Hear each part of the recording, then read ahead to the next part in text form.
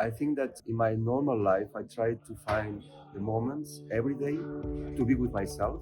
Maybe I don't call it meditation, but I think it's very important those moments that I find, and also that balance from between the activity as lawyers and how to manage that. Yeah, I think that I try to get that balance through the sport.